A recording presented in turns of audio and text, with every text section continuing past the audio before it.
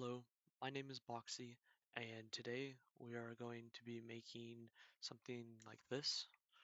Um, this is some design that I made a few weeks ago, and I figured might as well post it on YouTube because it was kind of cool.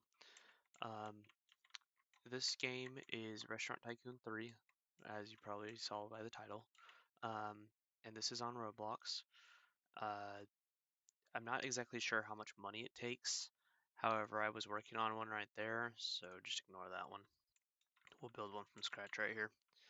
So the first thing you're going to need is the uh, these flat wooden shelves. I use these for the base mainly. You're going to take it and you're going to put it right up against the edge. And I prefer to use it on PC because it's easier to do. However, you can do it on pretty much anything else. Um, Anyways, you're gonna put it up against the wall, and uh, you're gonna try to get up as close to the edge of this wall as you can, uh, without it going into the wall.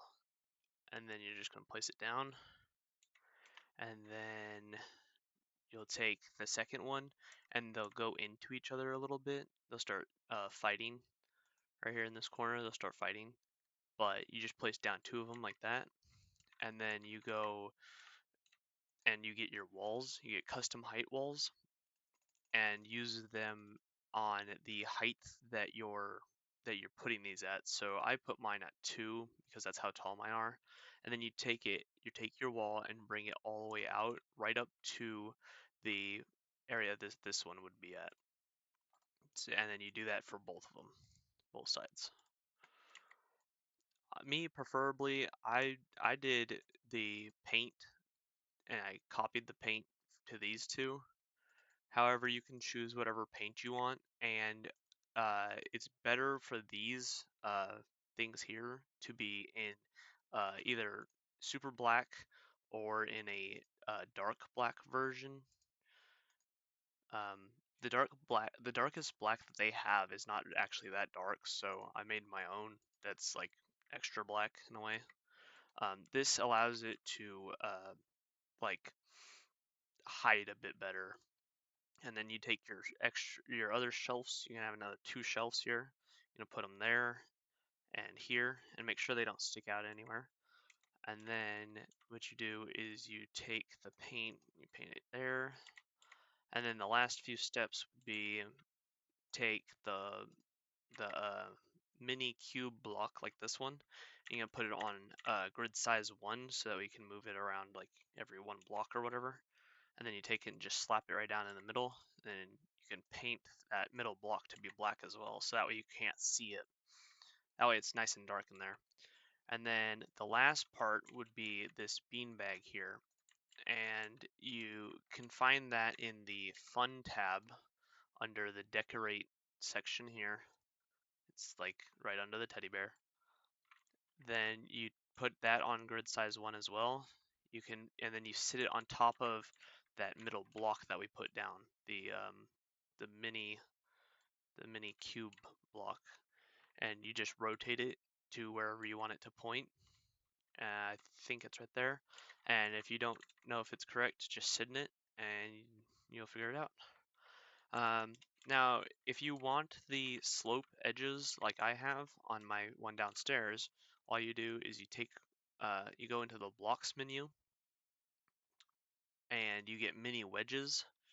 These are mini wedges. These allow, and if you put them in grid size 1, these allow you to put them like in here like this on a perfect uh, like slope right up against to the wall.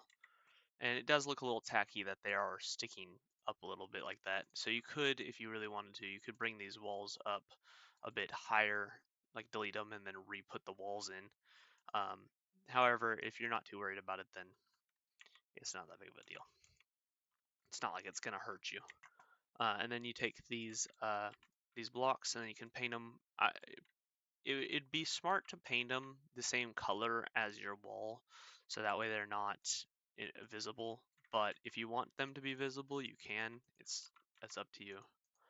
Um, and then I also on my other one I made it a book. My other one had a book nook, so it had a bunch of books everywhere. Just basically a place to sit down with books and read. You go to the fun area, you get the high book stack, or you can even get the regular book stack. You can also get regular books, and you can sit them down in there. Just kind of you can use grid size if you want. Grid sizes works for some things, but for the books, you'd have to put them in there a bit better. Unless you get the high book stacks, and then you pretty much just slap them down like this. And you can actually put a few of the books inside of each other.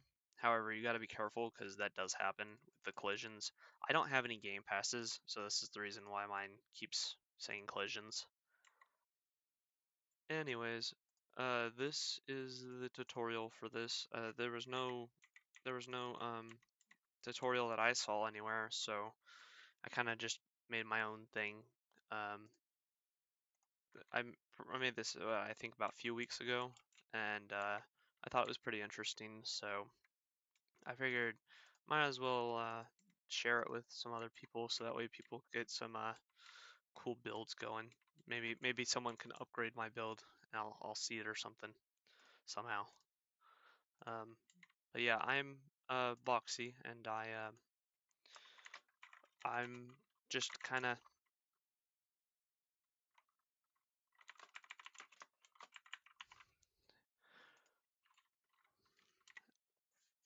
of building random things. I might post some other videos on this channel with this game because it's pretty cool and I think it's very interesting. But yeah, this is the build, and that was pretty much it. If you want to, though, you could. I didn't really think about that until just now. You could take these, and you could like on PC, you're a little more, or some people are a bit more precise, so you could move these back to where they line up right with the wall there, like that. However, it could take a few minutes to try to figure it out, because especially on PC or on consoles or on mobile. I I've never whoops editor Boxy here. I figured out that I accidentally sold the floor, and I did mean that the versions that I was talking about was kind of hard to use.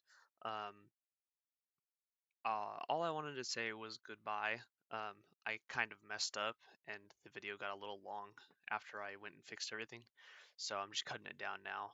Um, yeah, I just want to say, I hope y'all have a good day. Like, subscribe, whatnot.